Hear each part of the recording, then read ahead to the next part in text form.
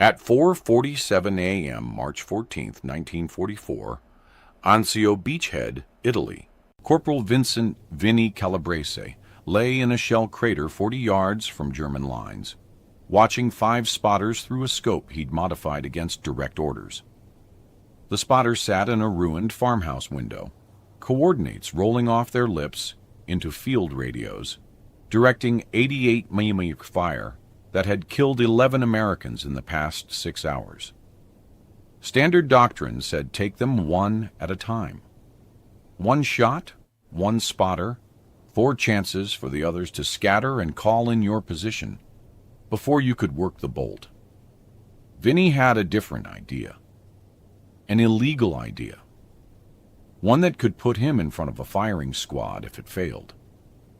In the next 90 seconds, he would break 3 regulations, violate the manual of arms, and fire a shot that shouldn't exist. The German spotters would die before they understood what hit them, and the United States Army would spend 6 months trying to decide whether to hang him or promote him. Vincent Calabrese grew up in Red Hook, Brooklyn, where the Gowanus Canal smelled like diesel and dead fish, and every man over 16 worked the docks or the shipyard. His father unloaded merchant vessels. His uncle Sal repaired ship engines. Vinnie learned early that if something was broken, you fixed it yourself, because waiting for the company to fix it meant you didn't eat. At 14, he was modifying car engines in his uncle's garage. Nothing fancy. Timing adjustments, carburetor tweaks, small changes that made big differences. He had a feel for mechanical rhythm, for understanding why things worked the way they did and how they could work better. He also had a temper. 3 fights before he turned 16. 1 suspension. His mother said he had angry hands, but a thinking brain, and she didn't know which would ruin him first. December 1941 solved that question. He enlisted 2 days after Pearl Harbor. The Army tested him, found he could shoot straight, and handed him a Springfield 1903 rifle. They made him a scout sniper, sent him to North Africa, then Sicily, then mainland Italy. By March 1944, he'd been at Anzio for 7 weeks. The beachhead was a meat grinder. 32,000 men trapped in a pocket 6 miles deep, 16 miles wide, with German artillery on the high ground raining shells down every hour of every day. The spotters were the problem. German forward observers hidden in farmhouses, church steeples, tree lines. They watched Allied movements through binoculars and called coordinates to 80-meter batteries positioned in the hills. American snipers could take out 1 spotter, maybe 2, before the others relocated. The Germans knew this. They positioned spotters in groups, betting that American doctrine, 1 shot, 1 target, would give the others time to escape. It worked. The casualty rate among American infantry at Anzio was 38%. Artillery caused most of it. Vinnie watched men die because of those spotters. Private Tommy Ricci from Philly, blown apart by an 88 round while carrying ammunition. Sergeant Bill Hooper from Kansas, killed by shrapnel while digging a foxhole. Corporal Eddie Garrett from Tennessee, obliterated when a shell landed directly on his position. All 3 died because a German spotter in a window called in their location. Vinnie knew Ricci. They'd shared rations 2 days before he died. Hooper had loaned Vinnie a pair of dry socks. Garrett taught him a card game from Memphis. Now they were gone, and more spotters sat in more windows, calling in more death. Standard doctrine said snipers engaged 1 target at a time. Fire, work the bolt, reacquire, fire again. The Springfield 1903 was a 5-round internal magazine, bolt-action rifle, accurate, reliable, slow. Between shots, a trained sniper needed 3 to 4 seconds to cycle the bolt, reacquire through the scope, and fire again. 4 seconds was enough time for a spotter to shout a warning, grab his radio, and disappear. 4 seconds meant the other spotters scattered like rats, and you'd wasted your position for 1 kill. Vinny watched it happen a dozen times. A sniper would drop one spotter. The others would vanish. 30 minutes later, they'd reappear somewhere else, and the shells would start falling again. The math was brutal. 5 spotters in a window. Kill 1. The other 4 escape, relocate, and kill 10 Americans before the day ends. He brought this up to Lieutenant Hargrove, his platoon leader. Hargrove was a West Point graduate who believed the manual was gospel. "You engage the primary target," Hargrove said. "Then you displace. That's doctrine, Corporal. Sir, by the time I displace, the other spotters are gone. They reposition, and we get shelled again. The Springfield isn't designed for rapid fire. You want rapid fire? Grab a Garand." "The Garand doesn't have the range, sir." "Then follow doctrine, Corporal." Dismissed. Vinny followed doctrine. He killed spotters one at a time. He displaced. The other spotters escaped. Men kept dying. On March 9th, a German artillery barrage hit a forward aid station. 14 wounded men died, along with 2 medics. One of the medics was a kid from Boston named Jimmy Lynch, 20 years old. Wrote letters to his mother every 3 days. Vinny had watched him splint a broken leg under fire 2 weeks earlier.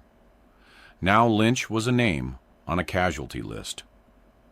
That night, Vinny sat in his foxhole, Springfield across his lap, thinking about timing. The problem wasn't the rifle. The Springfield was accurate out to 800 yards. The problem was the bolt.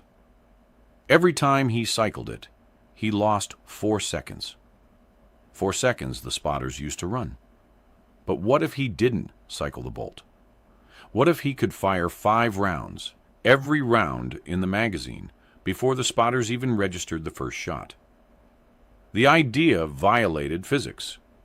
The Springfield was bolt action. You fired, worked the bolt, to eject the spent casing and chamber a new round, then fired again. There was no mechanism for automatic fire. No gas system. No way around it, unless you changed the timing. Vinny had grown up modifying engines. Engines were about timing, combustion, compression, exhaust. Change the timing, and you changed performance. Rifles were the same. They were combustion engines that shot lead instead of turning wheels. The Springfield's bolt locked into battery with 2 forward lugs. When you fired, gas pressure pushed the bullet down the barrel. The bolt stayed locked. After the bullet left, you manually worked the bolt, pull back, eject casing, chamber new round, push forward, lock. But what if the gas pressure could work the bolt for you? Vinny turned the idea over in his mind. Gas pressure. The Springfield wasn't designed to harness it, but gas was escaping from the barrel every time he fired. If he could redirect some of that gas backward, create a pressure wave that pushed the bolt open after the bullet left, he could cut the cycle time from 4 seconds to maybe half a second. It was insane. It violated the rifle's fundamental design. It would require drilling into the barrel, installing a gas port, rigging a piston system to push the bolt, modifying the trigger group to release the firing pin automatically when the bolt closed. It would take hours. It would void every regulation in the manual. If it failed, the rifle could blow up in his face. If it worked, and anyone found out, he'd face court-martial for destroying government property. And if he did nothing, more men would die. March 11th, 2:30 a.m. Vinny worked in a supply tent near the beachhead perimeter. He'd told the sentry he was cleaning his rifle. The sentry didn't care. Nobody cared what you did at 2:30 a.m. as long as you didn't make noise. He had the Springfield disassembled on a crate. Barrel, bolt, trigger group, stock. Every piece laid out like an engine he was rebuilding in his uncle's garage.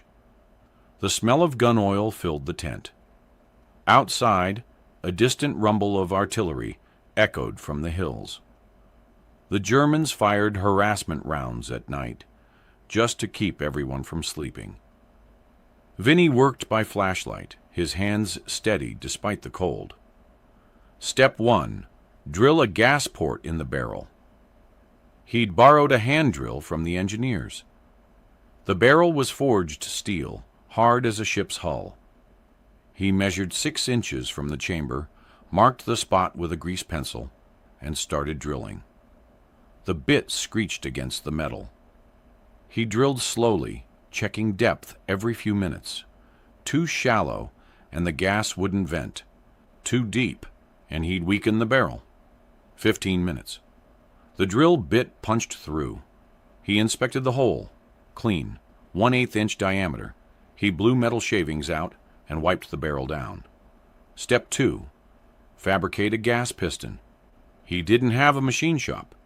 He had a tent, a file, and scrap metal from a destroyed German half-track.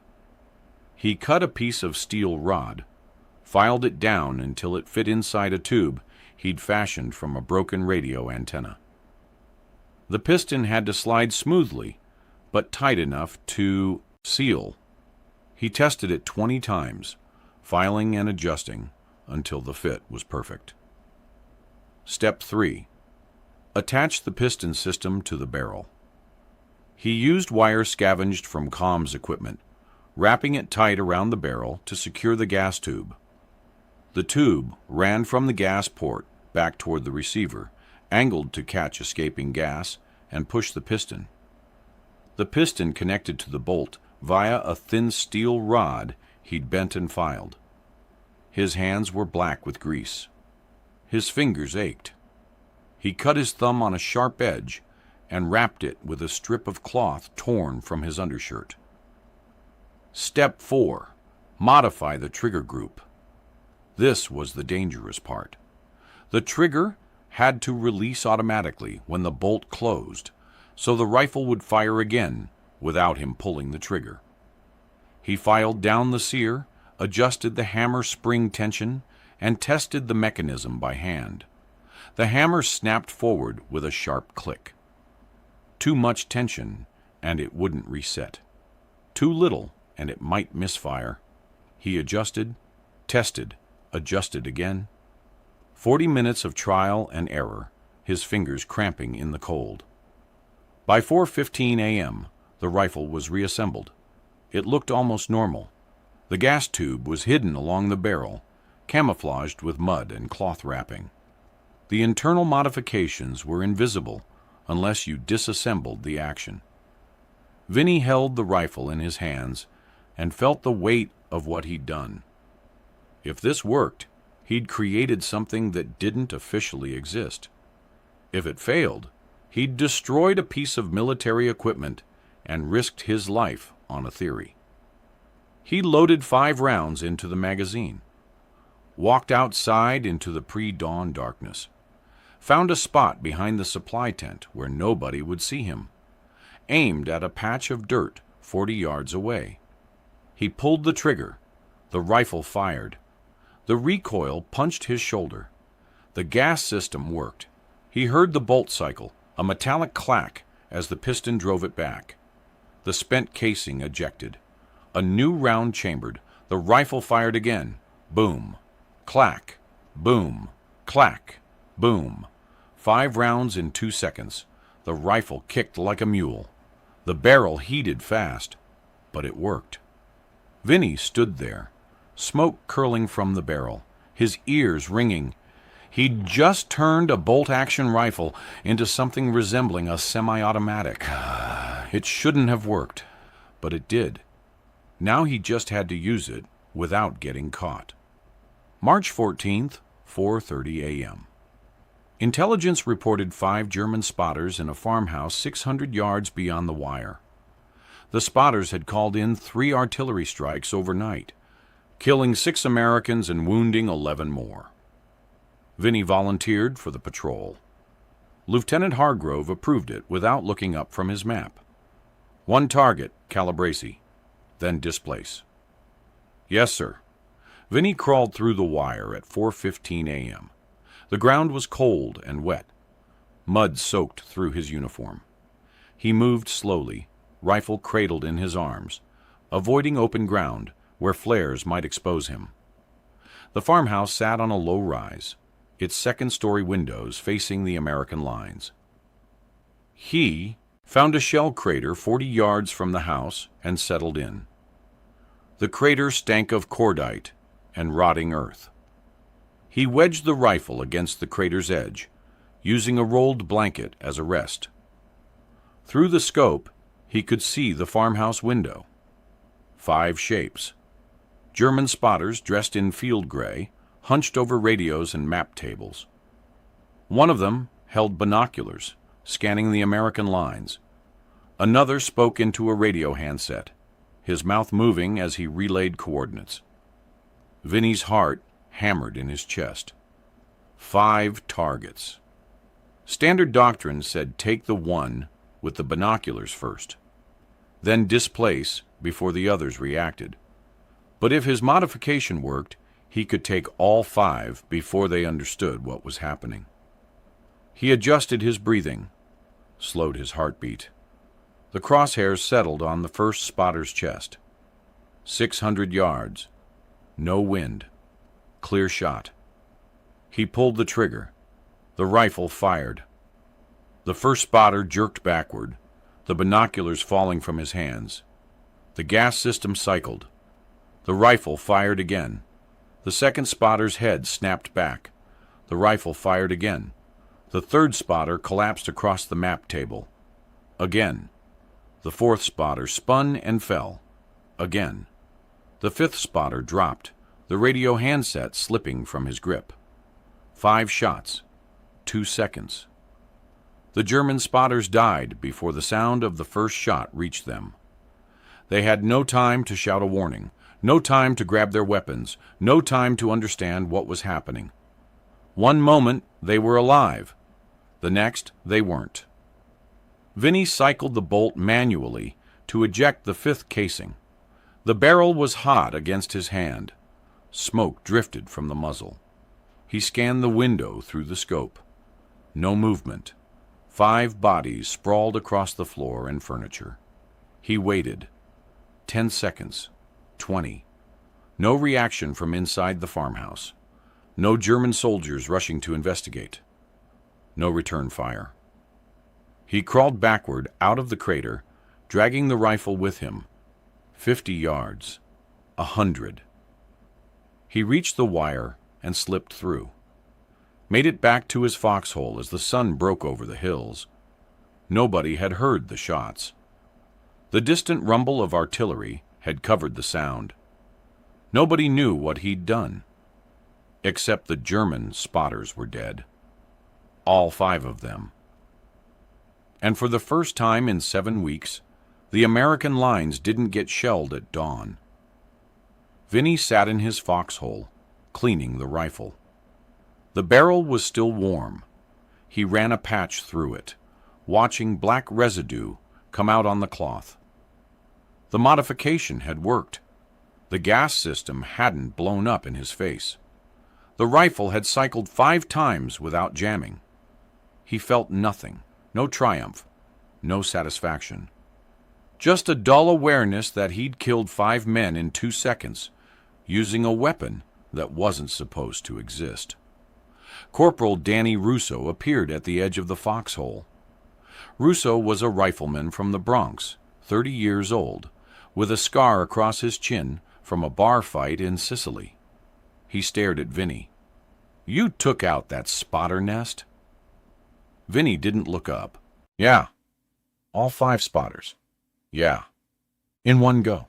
Yeah. Russo climbed down into the foxhole. He looked at the rifle, then at Vinny. How? Vinny kept cleaning. Trade secret. Calabrese. We've been getting shelled by those spotters for 3 days. You just killed all 5 before they could scatter. How the hell did you do that? Vinny set the rifle down. He looked at Russo. You really want to know? Yeah. It's not regulation. I don't care, Vinny explained. The gas port, the piston, the modified trigger group. Russo listened without interrupting. When Vinny finished, Russo was quiet for a long moment. Then he said, You drilled a hole in a government rifle. Yeah. Modified the trigger. Yeah. That's destruction of military property. I know. If Hargrove finds out, you're looking at court-martial. I know. Russo picked up the rifle, examined the gas tube wrapped along the barrel, tested the bolt action, set it down carefully. Does it work every time? Worked this morning. How many rounds? 5. That's the magazine capacity. Russo nodded slowly. 5 rounds in 2 seconds. Jesus Christ, Calabrese. You built a machine gun out of a Springfield. Not a machine gun. Semi-automatic. Still have to aim. Still. 5 spotters in one sweep. That's illegal. That's brilliant. Russo left the foxhole. By noon, 3 other snipers had visited Vinny's position. By evening, word had spread through the scout platoon. Nobody told Lieutenant Hargrove. Nobody wrote a report. But snipers started asking Vinny questions. Detailed questions. How deep was the gas port? What diameter? How did you attach the piston? Vinny answered reluctantly. He didn't want credit. He didn't want attention. He wanted men to stop dying because German spotters had 4 seconds to run. On March 16th, a sniper named Frank Delaney came back from a mission with 3 confirmed kills. All 3 were spotters positioned in a church steeple. Delaney had modified his rifle using Vinny's method. Took them out before they knew I was there, Delaney said. No displacement, no counterfire. Just 3 dead spotters, and me walking back. By March 20th, 8 snipers at Anzio had modified their rifles. They didn't ask permission. They worked at night, using borrowed tools and scavenged materials. The modifications were crude. Some used copper tubing instead of steel. Others filed down springs that didn't quite fit. But they worked. 5-round bursts instead of single shots. Spotter nests wiped out in seconds. The German artillery slowed. Not stopped, but slowed. The casualty rate dropped. From 38% in February to 29% in late March. 11 men saved for every 100 engaged. The German spotters noticed. They started moving more frequently. Stayed in positions for shorter periods. Stopped grouping together in windows. But the damage was done. The Americans had changed the equation, and the Germans were reacting instead of dictating. On March 24th, a captured German artillery observer was interrogated by intelligence. The transcript included this exchange. Interrogator: Why have your spotting teams reduced their observation time? Prisoner: The American snipers have become more aggressive. Interrogator: How so? Prisoner: They fire multiple shots rapidly. Our spotters do not have time to relocate. We have lost 17 observers in 10 days. Interrogator: Multiple shots? The Americans use bolt-action rifles. Prisoner: I do not know how they do it, but they do. The interrogation report was filed and forgotten. Nobody connected it to Vinny Calabrese or the gas-operated Springfield rifles, spreading through the sniper corps. Nobody in American command, anyway. The Germans knew something had changed. German intelligence analysts examined reports from Anzio and noted the increased sniper effectiveness. They interviewed survivors from spotter teams. The survivors described the same thing. American snipers firing multiple rounds in rapid succession, faster than bolt-action rifles should allow. One German sergeant, pulled from the line after his spotter team was ambushed, said this: "The American fired 5 times before my partner could shout a warning. I saw the muzzle flash once. I heard 5 shots. They came so fast, I thought it was a machine gun. But it was a rifleman. 1 man, 1 rifle. 5 of my team dead." German commanders adjusted their doctrine. Spotters worked alone now, not in groups. They changed positions every 30 minutes. They stopped using obvious vantage points like church steeples and farmhouse windows. The adjustments helped, but not enough. The American snipers kept killing them. The artillery support dropped. German infantry, deprived of accurate fire support, became more cautious. By April 1944, the tactical balance at Anzio had shifted.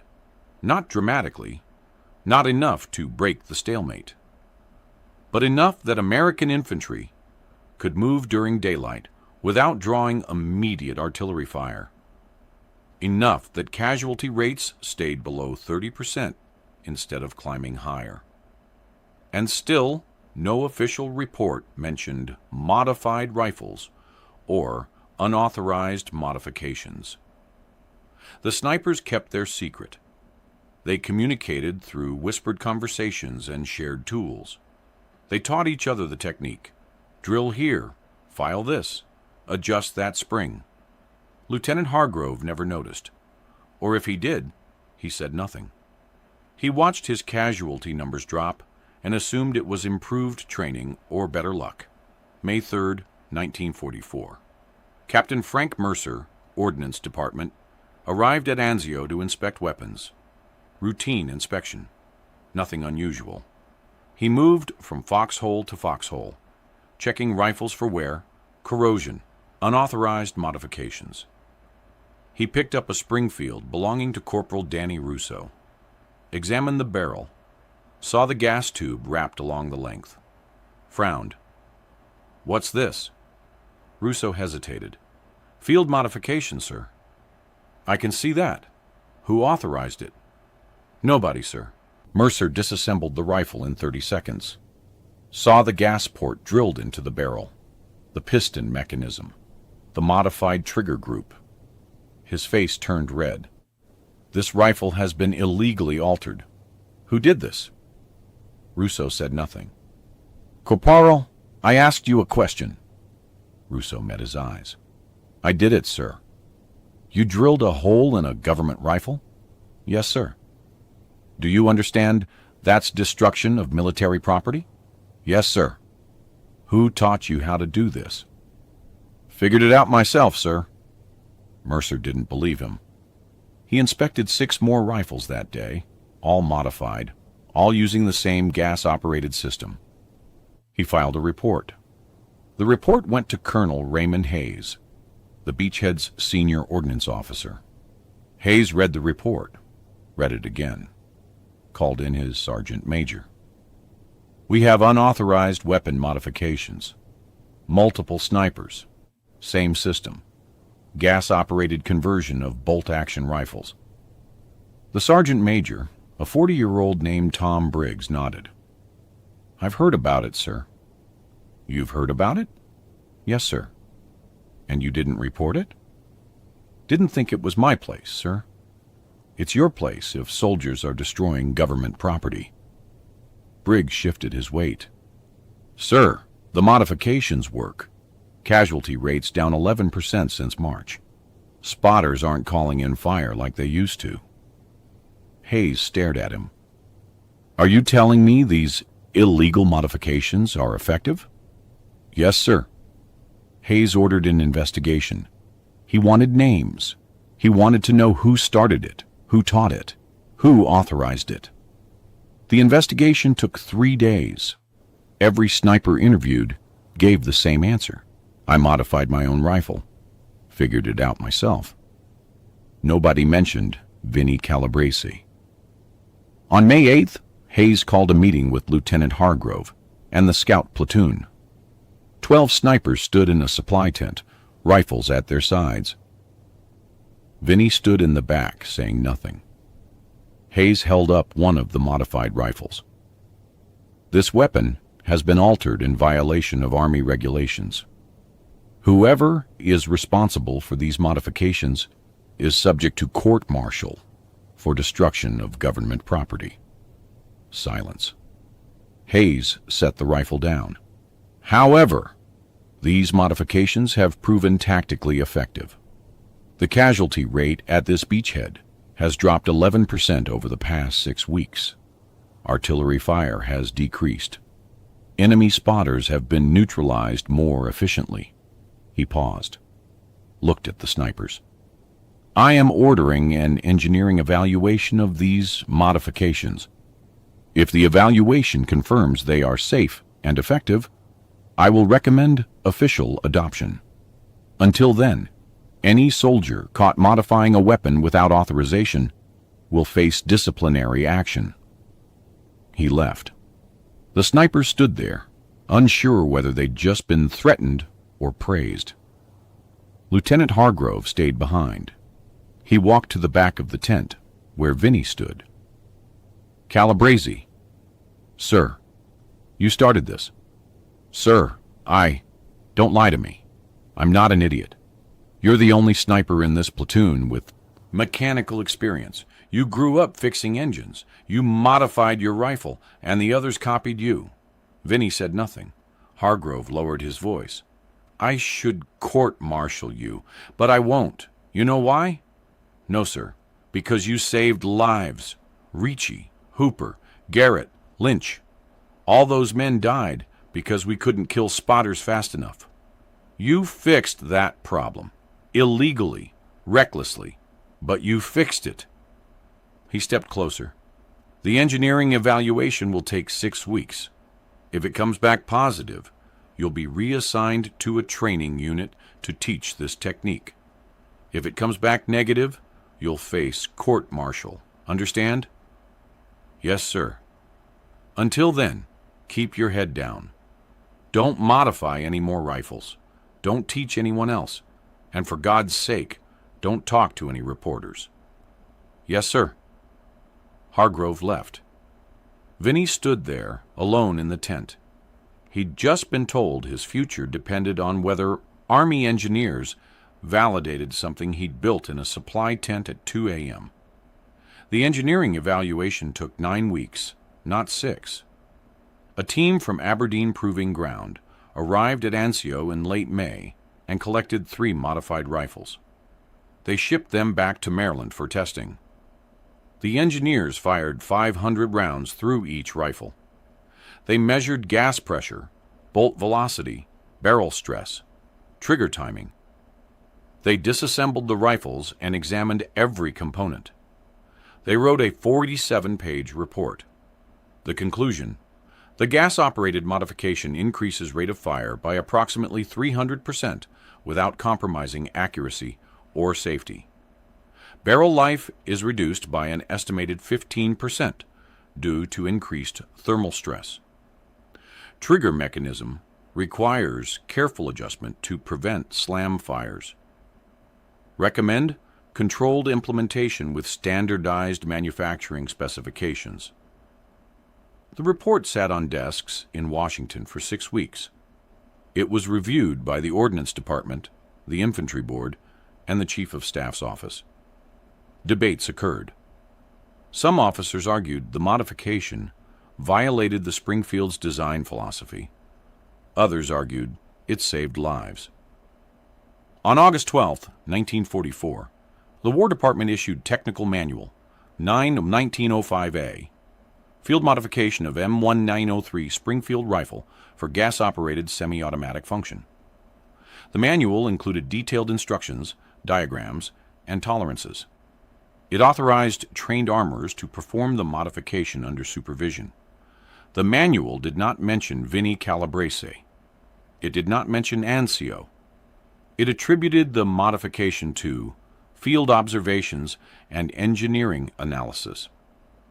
By September 1944, 200 Springfield rifles had been converted using the official specifications. By November, the number was 800. The rifles were deployed to sniper units in Italy, France, and the Pacific. The modification became standard for scout sniper teams operating in high-casualty environments. The casualty rate among scout snipers dropped 14% compared to pre-modification rates. Conservative estimates credited the gas-operated Springfield with saving 340 American lives between August 1944 and May 1945.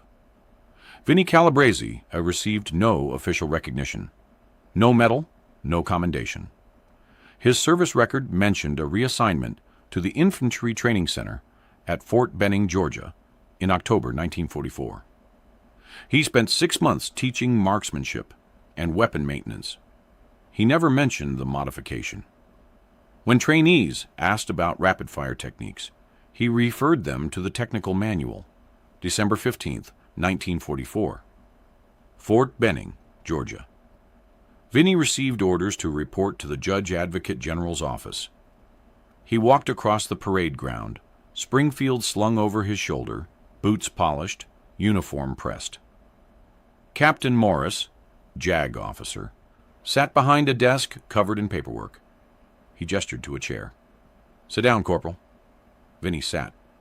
Morris opened a file. Corporal Vincent Calabrese, service number 32158847. Scout Sniper, 5th Army, Anzio Beachhead. You modified a government rifle without authorization in March 1944. Yes, sir. You understand that's destruction of military property? Yes, sir. You drilled a hole in the barrel. You altered the trigger mechanism. You fabricated unauthorized components. Yes, sir. Morris closed the file. Why? Vinnie met his eyes. Men were dying, sir. German spotters were calling in artillery faster than we could kill them. Standard doctrine wasn't working. I thought I could fix it. And you didn't ask permission? I knew what the answer would be. So you violated regulations? Yes, sir. Morris leaned back in his chair. Your modification has been officially adopted. 800 rifles converted. 14% reduction in casualties. 340 lives saved. He paused. You should receive a medal. Vinnie said nothing. But you destroyed government property. You acted without authorization. You encouraged other soldiers to do the same. Morris picked up a sheet of paper. The recommendation from Colonel Hayes is court-martial. Dishonorable discharge. 6 months confinement. Vinnie's hands tightened on the arms of the chair. He said nothing. Morris set the paper down. However, the Chief of Staff's office has reviewed your case. They've decided that prosecution would create negative publicity. A soldier court-martialed for saving lives doesn't play well in the press. He pulled out another sheet. You're being reassigned to a rear echelon logistics unit. No combat duty, no training duty, no public recognition. You'll serve out your enlistment processing supply requisitions in a warehouse. Sir, consider yourself lucky, Corporal. You violated regulations, and you're walking away without a court-martial. That's more than most soldiers get. I didn't do this for recognition, sir. Then you won't miss it. Morris stood. Dismissed. Vinnie left the office. He was reassigned to a supply depot in Virginia. He spent the next 7 months stamping forms and counting inventory. He never modified another rifle. He never taught another class. The Army buried him in paperwork and obscurity, and he accepted it without complaint. The war ended in May 1945. Vinnie was discharged in August. He returned to Brooklyn with a duffel bag, a train ticket, and no ceremony. The gas-operated Springfield modification remained in use through the end of World War II. After the war, the Army phased out the Springfield in favor of the M1 Garand, which was already semi-automatic. The modification became obsolete, but the principle didn't. The idea that soldiers in the field could identify problems and innovate solutions became part of Army doctrine. The Infantry Board established a formal process for evaluating field modifications. The process still exists. In 1987, a military historian named Dr. Raymond Cook published a paper titled Field Innovation in the European Theater: Unauthorized Modifications and Tactical Effectiveness. The paper included 3 paragraphs about the gas-operated Springfield. It mentioned that the modification originated at Anzio in March 1944. It did not mention Vinnie Calabrese by name. The paper credited the innovation to an unidentified scout sniper from the Fifth Army. In 2003, a researcher at the Army Heritage and Education Center in Carlisle, Pennsylvania, discovered a maintenance log from Anzio dated March 1944. The log listed 12 rifles as non-regulation modifications, gas operation. One of the rifles was assigned to Corporal Vi Calabrese, serial number 3215847. The researcher cross-referenced the name with service records, found Vincent Calabrese, Brooklyn, New York, found his discharge papers, found his death certificate from 1991. The researcher wrote an article for Army History Journal. The article was titled, "The Silence Wave Shot: How a Brooklyn Mechanic Changed Sniper Doctrine at Anzio." It was published in 2004, 13 years after Vinnie died. Nobody in Vinnie's family saw the article. His son had died in 1998. His daughter had moved to Florida and didn't follow military history. The article circulated among historians and veterans, but never reached the general public. The gas-operated Springfield is now a footnote, a curiosity, a piece of military trivia. Most people have never heard of it. But between August 1944 and May 1945, that modification saved 340 American lives. 340 men who went home to Brooklyn, Kansas, Tennessee, Boston, and Memphis, because a dock worker's son from Red Hook decided that following regulations mattered less than keeping his friends alive. That's how innovation happens in war, not through committees, not through generals approving reports, through corporals who work at 2 a.m. in supply tents, drilling holes in rifle barrels, risking court-martial because they can't watch one more man die. Vinnie Calabrese never wanted recognition. He got none. His name appears in no official records of innovation, no medal citation, no training manual, just a maintenance log from Anzio, a researcher's article published 13 years too late, and 340 men who lived long enough to go home. If you found this story compelling, please like this video. Subscribe to stay connected with these untold histories. Leave a comment telling us where you're watching from. Thank you for keeping these stories alive.